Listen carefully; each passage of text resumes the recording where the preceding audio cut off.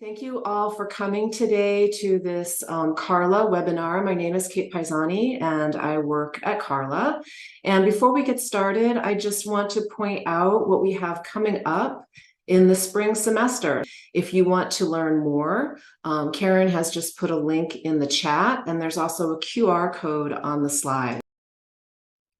Okay, so today we're going to be focusing on social justice curricular units that were implemented as part of Carla's Social Justice in Language Education initiative.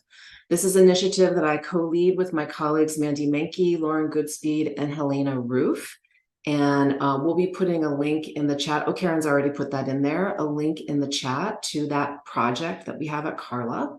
And I'm joined today by several curriculum developers, so colleagues of ours who created curricular units on different social justice topics and different languages. So I've got Stephanie Anderson, Sara Finney, and Ashlie Henery here from the University of Minnesota, and Noor Lieder, who's joining us from the University of Pittsburgh. Unfortunately, Katrine Vampy is unwell and couldn't join us today. So what I'm going to do is just provide a brief overview of the social justice initiative that we've been leading at Carla, tell you a little bit about the units, and then I'll turn things over to our panelists. Okay, so let me just provide you with a brief overview of the Social Justice in Language Education initiative. This is a project that began at Carla in fall of 2020. And its overarching goal is to improve teachers' understanding and application of critical pedagogies that support the teaching of social justice themes. And we're realizing that goal through the creation of resources, by leading professional development activities, and conducting research. And this slide provides you an overview of the resources that we are providing to language teachers through the Social Justice Initiative. Some of these are already available on the Carla website, and others will be posted in the coming months. So we have already created 3 planning templates to help teachers enact social justice in language education. We have a curricular unit overview, a lesson planning template, and a summative assessment template. Today, the focus of our webinar is on curricular units. We've been developing 2 to 3 week units for intermediate learners in 9 different languages, and they each address different social justice topics. I'll be summarizing those on a later slide. We also have a bibliography of scholarly and practical resources related to social justice education.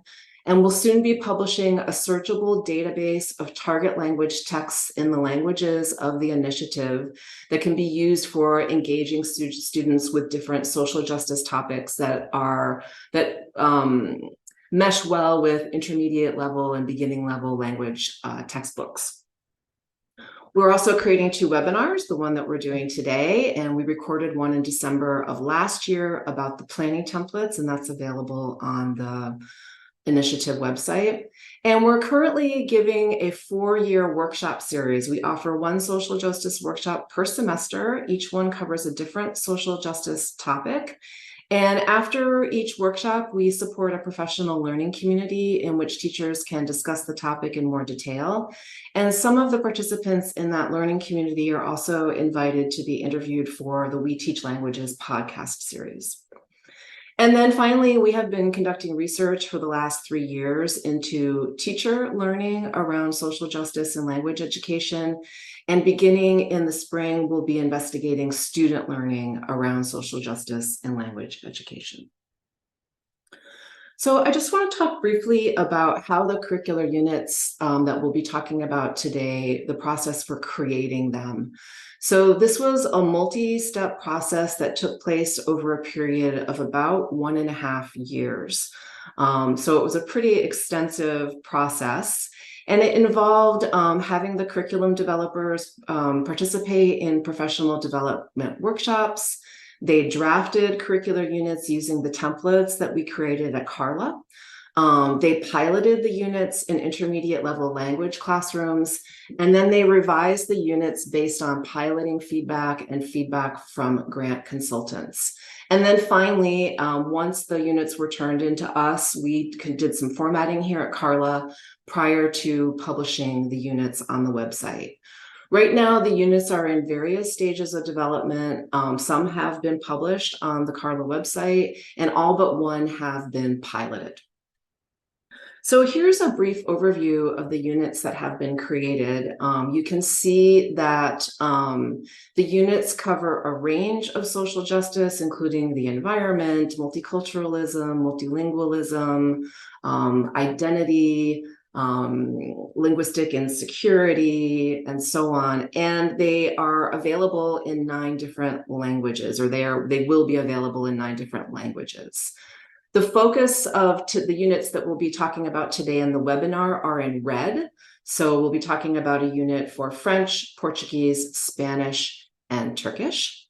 And since the curriculum developers are the experts on these curricular units, I'm going to turn things over to them and ask each one to spend just a couple of minutes describing their experience piloting the unit that they created and focusing on something that worked well or maybe something that didn't work well when they taught the unit. And we'll just go in order of the units that are listed in red. And so I'll start with Ashlie, who will talk about her unit in French. Hi, thank you, Kate. So yeah, my unit is titled Proud to be Franco-Louisianan, and it talks a lot about both linguistic insecurity and linguistic security, and sort of as the sort of social justice issue that's at the core of the unit. For me, the main highlight, I think, of teaching this unit is that it uses, it really taps into emotions that students very often already have about their own French skills in the classroom. So it sort of steps off from the place of like they can identify with feelings of emotional insecurity or embarrassment or like uncertainty, lack of confidence in their own language skills, but then turns that as a bridge to talk about a social justice issue of a minoritized linguistic community here in our own country, here in the United States. So yeah. I think that it's great that it centers a Francophone community here in the United States and also draws on experiences from Canadian Francophone speakers as well, and is a nice bridge from students' own feelings to then sort of what they experience and then to illuminate sort of a social justice issue. For example, I had a student, one student, for example, who was very passionate about learning French overall, but before the unit had made some comments that were things like, well, the French from France is the best and like the ideal and what we're looking for and what we're going for. But then as he went through this unit, he became much more empathetic and was like, okay, this is the idea that all French speakers are legitimate French speakers, and sort of raising the value of French speakers from all over the world rather than just France, for example. And then I think also, they have a better understanding of linguistic insecurity, and they're able to apply that to what else? Excuse me, that they would that they just have a better understanding of it, both here in the United States as well as in their own experiences. I have most of my students are L1 English speakers, but some are L2 English speakers, and so a Latinx student, for example, really identified with their own experiences with Spanish in the U.S. and could apply it to French speakers in the US as well.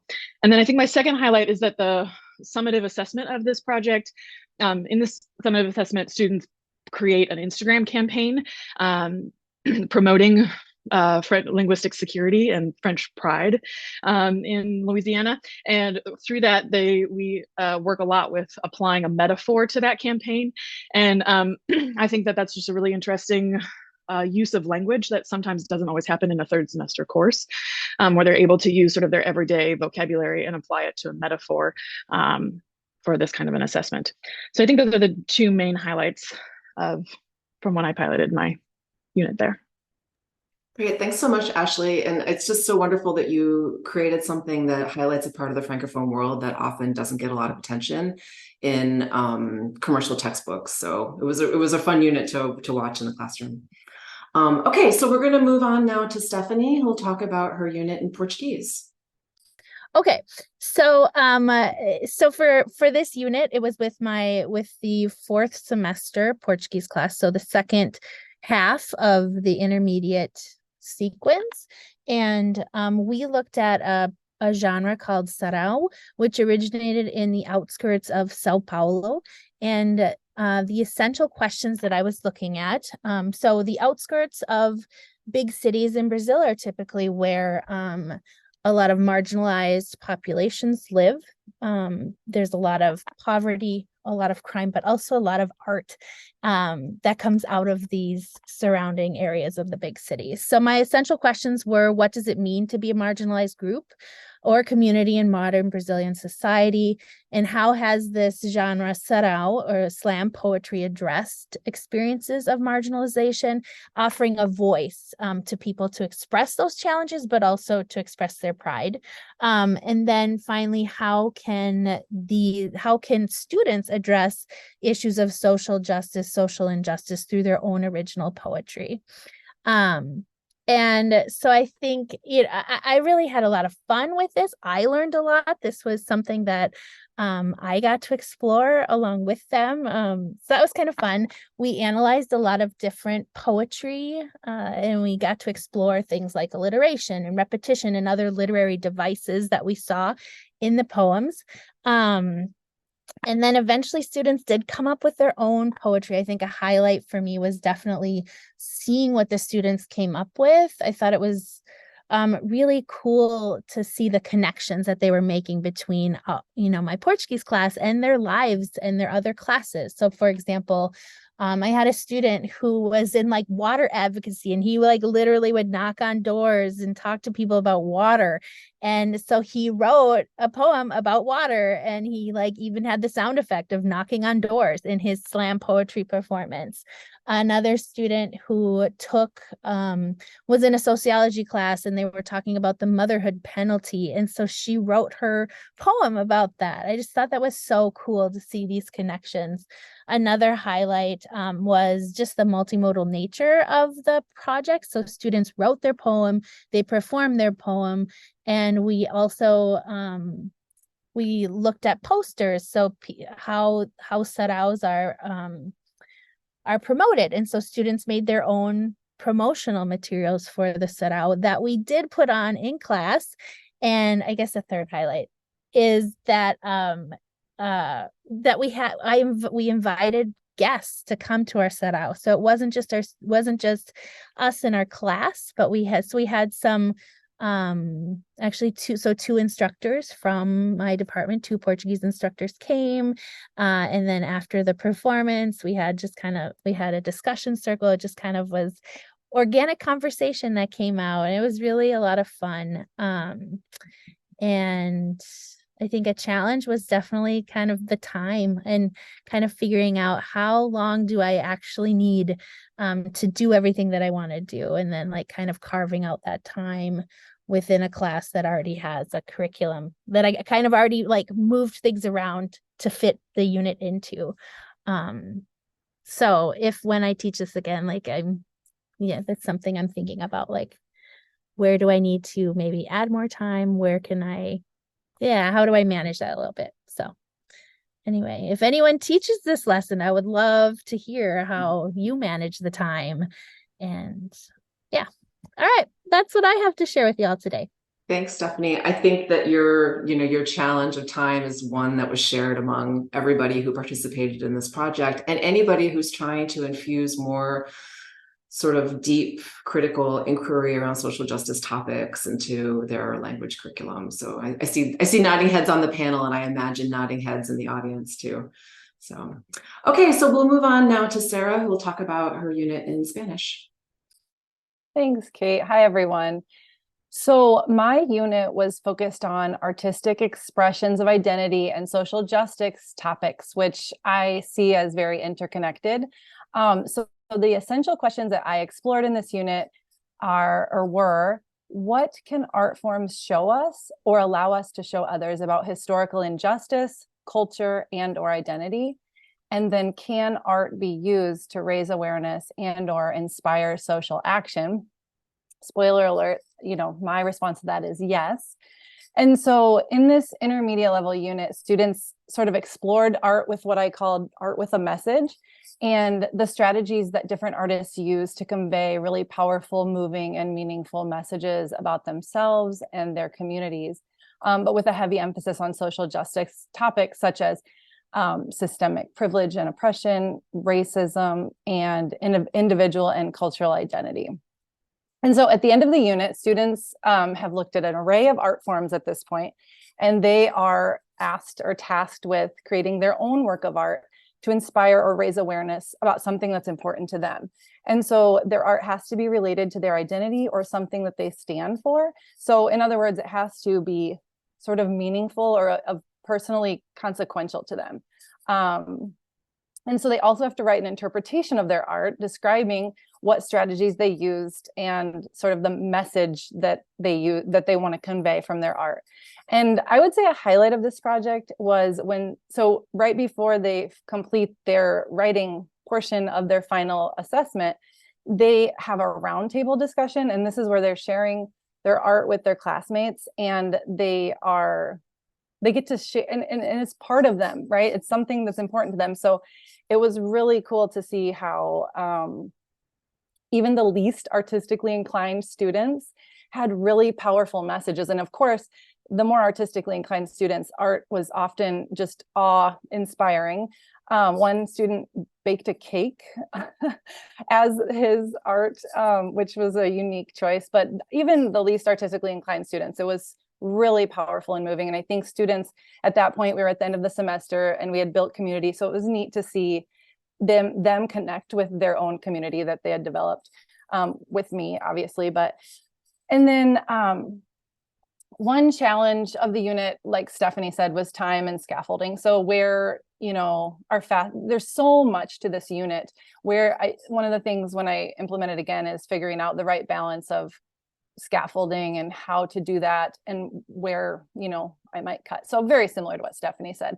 But overall, I think the art and the messages that students were able to convey at an intermediate level was really, really powerful. And one of my Mexican American students talked about her identity in her art, and she said it was her favorite final project she had done throughout her university career. So that was really cool to hear. So that's all I have for now. Thanks, Sarah. As you're talking about this, I'm remembering the day that one of the days we came to see you teach this unit, and you had students do a big concept map on the board. And it was just so cool to watch them make all these connections and generate all this vocabulary. And these are third semester students who are doing this work. And it is almost for everybody, I think, here on the panel. So, for those of you who might be a little bit skeptical, students who are just in their third semester of language learning can be doing this work that our colleagues are talking about. Before I move on to Noor, who will talk about Turkish, I just want to remind folks, please use the Q&A for your questions. It's really difficult for us to keep track of things in the chat because it moves so quickly. Whereas if you use the Q&A, we can see similar questions and group them together, and it'll make the Q&A go a little bit more smoothly at the end. Okay, so I'm going to pass things over to Noor, who will talk about her unit in Turkish. Okay. Title of the Social Justice Curricular Unit in Turkish is Change Makers for Accessible Life in Turkey. Turkey, also known as Turkey previously, my country has changed its name officially from Turkey to Turkey, by the way. And in this curricular unit, intermediate level learners explore disability as a socially constructed experience rather than a condition or conditions that people with disabilities have or have found themselves in. And students do this, and we do this through analyzing 3 stories of change makers who have made a difference in the lives of people with disabilities in Turkey by taking action individually or in groups. And unit essential questions there are 2 sets. The first one is, how does the society treat disabilities? And this is related to the question of accessible life, social, educational, or cultural life. And the second one, Who makes societal change happen, and how does societal change happen?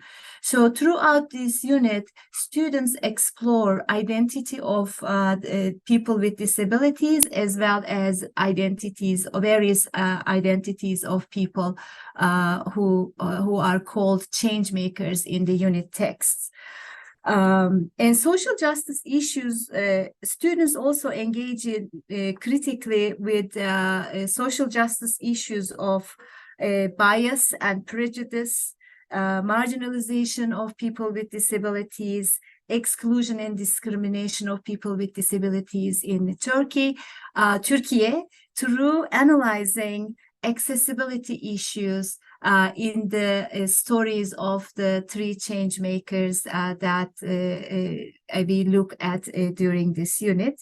And in the implementation of the unit, scaffolding went really well because the main text for this curricular unit, they are from the same website, a website for change makers of Turkey. Therefore, they are all informative text, and they share the same genre features, both in content, also in vocabulary use, language conventions, and grammar points.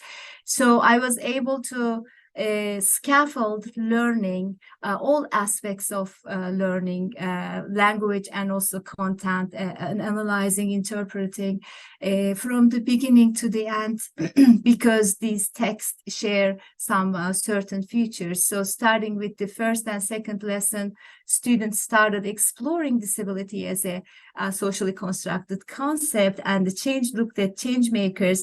We started with vocabulary, but through each successive lesson, they were able to draw on their experiences, learning experiences from previous lessons, and everything culminated in the final lesson, which is compare and contrast the change makers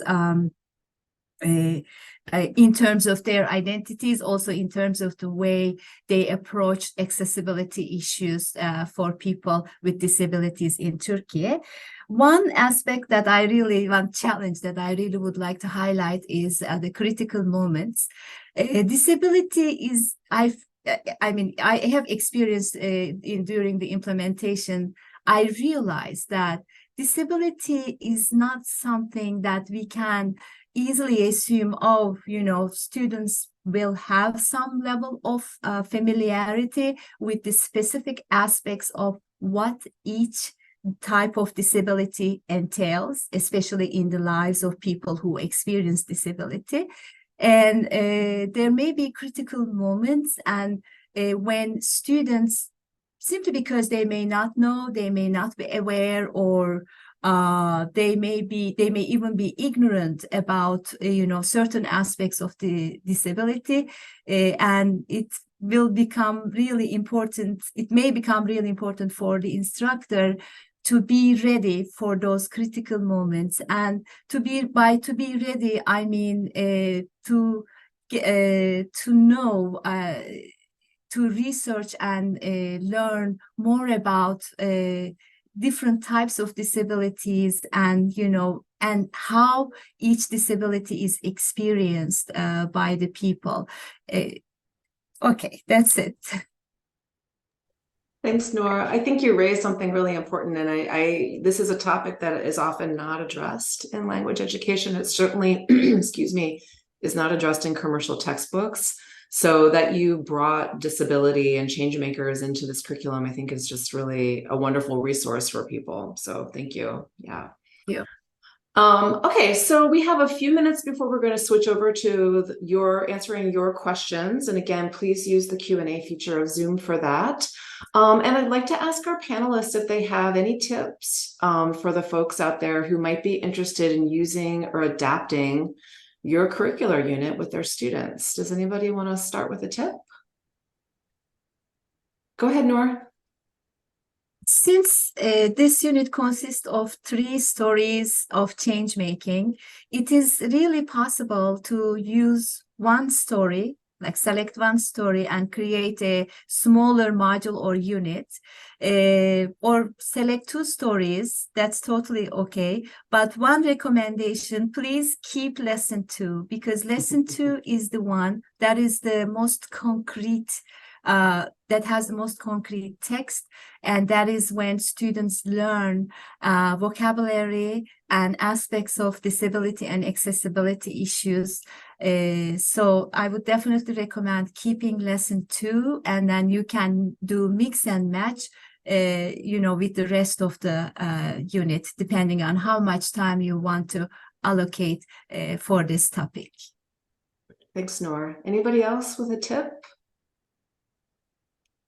Go ahead, Sara. Similar to what Noor said about her unit, I think one of the cool things that I am excited to play with in my unit and would welcome, if any, like Stephanie said, if anyone implements my unit, I would love for you to reach out to me and tell me how it went. But one of the tips I would have is that you can really exchange the art forms. If you have a piece of art that you're really excited about sharing with students, you can take one of my unit's art out, right, and use your own art. There's also one day during my unit, if you go into it, where students do a gallery walk. So they see 4 pieces of art in one class. And that's a really great time to also incorporate art that you might really want to share with your students. So I think that's the plug and play piece of it, is you can take out art and you might have to make a few other changes, but that's the beauty of it. So as new art speaks to us and we want to share it, we can incorporate it. Yeah, I would even add to that and say that for all of these curricular units, you can take certain activities and plug them into what you're doing in your daily teaching to make things more critical, more justice oriented. All of the units are published as open educational resources that can be copied and adapted by you in any way that you like. We wanted them to be really open so that teachers could use them however made sense for them. Anybody else with a tip to share? Go ahead, Ashlie. I can share one. For me, one thing that's just, I think, so we have been using this unit here in my program as well. And just like some of the feedback that we've gotten as well is that because of the way we go about these questions, like the language use is slightly less explicit or prominent than what is like in a traditional textbook style chapter. And so that takes just a little bit of both getting used to and like deciding how to approach it. But the language is still very much there. So just to like, as you explore lessons and sit with them and just and think critically also about like, okay, well, what is the language that was in these texts or in this lesson that students will need later? And the activities are designed to lean into that as well. But even still, it's just a slightly different presentation of it, I guess, than what is in like a typical or traditional curricular unit. So it takes a little bit of wrapping your mind around it. Yeah. Thanks for mentioning that, Ashley. There was actually a question in the Q&A from Yusuko about this, because I think sometimes we think about the language-oriented goals and the content-oriented goals as being separate from each other. We'll do grammar day, we do vocabulary day, and then we do like the day that we work with authentic materials. And what we've tried to do with these lessons and with the templates that we've created is to bring those two things together through the pedagogies that we've infused throughout, and those are multiliteracies pedagogy and the 5 components of social justice education from Heather Hackman. And so those are 2 pedagogies that really help to embed language in our exploration of authentic materials in a way, as Ashlie said, that may not be as explicit or overt as we're used to, but the language is in there. And I can attest, as having someone who has observed all of the units except for Noor's, because I wasn't able to go to Pittsburgh, that students are learning language. They just might not be learning it in the way that you're accustomed to. So, Ashlie, go ahead. And I just read the rest of Yusuko's question as well. But the idea too of like getting buy-in from students, and I'll just say that the students that I worked with were and have used the unit since, have been very fascinated by exploring something that's so both relevant to the United States in my unit, and as well as like French in the United States, but then also just exploring sort of the deep emotions that are connected with the languages that are a part of our identities. And so because they find that like personal piece in it, there has been incredible buy-in, I would say, from students. So it may not be what they expected, but they are immediately, or they're very quickly sort of pulled into the fold. Yeah, Noor, go ahead. I see a question from an anonymous attendee asking, do you think these units could be adapted for a different language? Any tips for that? Absolutely. On the issue of change makers, when I was looking for change makers of Turkey, I realized that these websites are available in all, not in all, I'm sorry, in most languages. You can find a website with change making stories, in certain countries. So I highly recommend because they follow a similar format. What was the issue? What did they do? How did they do? How did they make a difference in the lives of people?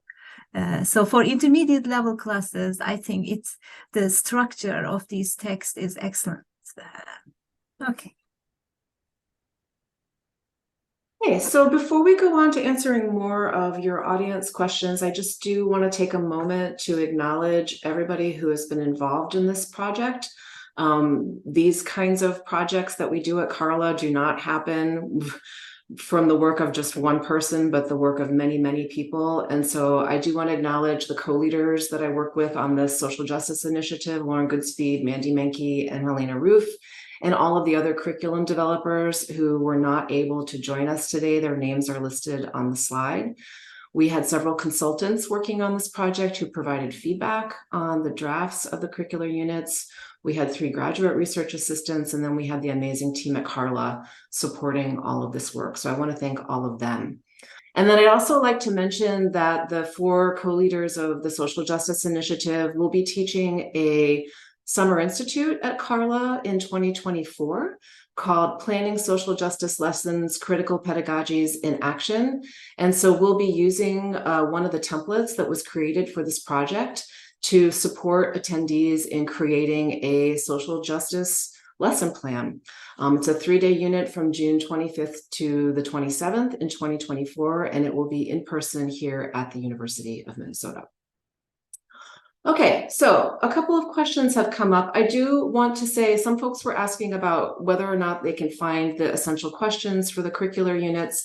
Those are all available in the published units that are on the Carla website. So that URL that's been put up several times that takes you directly to the curricular units. Once you open up that curricular unit, there will be a unit overview page, and that will have all of the essential questions. I also want to mention that Sara, Stephanie, and Ashley's units are all up on that website. Noor's is in the final stages of revision and will be up very soon. We also have units in German, Russian, and I can't remember what other languages are already up there, but more are coming. So keep your eyes peeled for that. So there's a question here from Anthony, and this is not necessarily relevant for our context, but I thought it would be an interesting one to talk about in relation to sort of hot moments in the classroom. So Anthony asked, when teaching these social justice lessons, have there been any concerns raised from parents? For example, did they think it was appropriate, or did they want their child not to attend? I'm asking the question, so we're in the post-secondary context, Anthony, so we don't have direct contact with parents. But I wonder if any of the panelists had concerns from students about these lessons, and if you did, how you managed that. Did anybody experience those kinds of moments? Sara, go ahead. I'll just share briefly. I didn't experience that kind of moment, but I was very cognizant to number one, be using voices from different groups. It's not me telling them, but I'm using sources from, for example, Afro-Mexican communities. And these are the people that they're hearing from. So, and they're hearing their own personal experiences. So I think that's one piece that when you're teaching some of these lessons, when you're hearing from someone who, for example, has experienced historical racism, that's their experience. So there's not much to really argue about. The second thing is I tried to be really open with what I allowed for students for the ways in which they engaged with the content. So if I told them, you know, if you have a final project or an art form or a topic that you think might be a little off the beaten path, come talk to me, but probably I'm going to say yes, because I wanted them to really feel comfortable sharing whatever was personally consequential to them. And I think that agency is really important as we navigate this, because we're teaching, but we also want to make it a safe space for them, not pressuring people to, you know, believe a certain thing, but offering kind of questions and open-ended, and a more open-ended approach and a lot of student agency there. So I think that was how I navigated allowing students to have reflections and things that may or may not, you know, align with one another. Mm-hmm. Anybody else want to speak to like pushback or negative reactions from students? Ashlie, you mentioned the example of the student who said French is the best. And in fact, I think I was in class that day when that happened. And, you know, just sort of asking some follow-up questions to encourage that student to be a little bit more reflective about their response was how you handled that. Yeah. Yeah, I think it's a lot of like encouraging reflection that way. I feel like for my unit, because it's talking about French-speaking communities, I feel like it kind of sneaks in under the radar of so in some ways it's maybe less of a hot button issue in that way. So, but we still get to very like core social justice questions, but it kind of sneaks in under the radar a little bit more. Yeah, Noor, go ahead. I think having critical moments like this, the most memorable one for me was one student. We were at the beginning of the unit. We were looking at vocabulary, trying to make connections between specific aspects of accessible movies, and you know, how would you make them more accessible? And one student at the beginning of the class, she just said, what is the use of, you know, having audio description for people with visual impairments, or you may also call blind people? Like, what is the point? They cannot imagine, they don't know colors, they don't know textures, they do not know life as the way we describe life to them in the audio description. I was totally surprised by this comment because it made me realize I had no idea about the abilities of people with visual impairments in terms of, you know, imagining while viewing a movie, imagining colors, textures, and events and all that. So I did some research, and I think I shared it with Kate, with you and Mandy, about, you know, can people with visual impairments, can they see colors, or can they imagine colors? And I found out that yes, they do, even if they were born with the disability, but they just have a different way of learning and developing the concept of color compared to people with no visual disability. And that was a learning experience for me as an instructor, and kind of highlighted the importance of, you know, knowing the topic in every possible way, trying to, you know, get yourself knowledgeable about the topic so that you can navigate through these critical moments, maybe in a with some learning benefits for students as well. Mm-hmm. Yeah. Yeah, I mean, you know, what you're talking about touches on some of the other questions that are in here, but this idea that we want to equip students not just with skills, but also knowledge, and have them have evidence-based ways of thinking through these kinds of issues. And so when you look at these units, you'll see that they have a lot of content in them, so that students can have this sort of factual information that they can then learn to think critically and empathetically about, right? So there's a question in here related to the community standard from Actful Standards. And I just do want to point out that these units were not created with the Actful Standards in mind, but I think this is kind of an interesting question for our panel. So the question is, it sounds like these units were especially effective in targeting the community's standard, which is among the most difficult to target. And I'm wondering if you would agree with this impression, and if so, how you feel the units compare with commercial teaching materials or other materials that they've used. Do students tend to recognize how these social justice units apply to real-world situations? Any thoughts about that?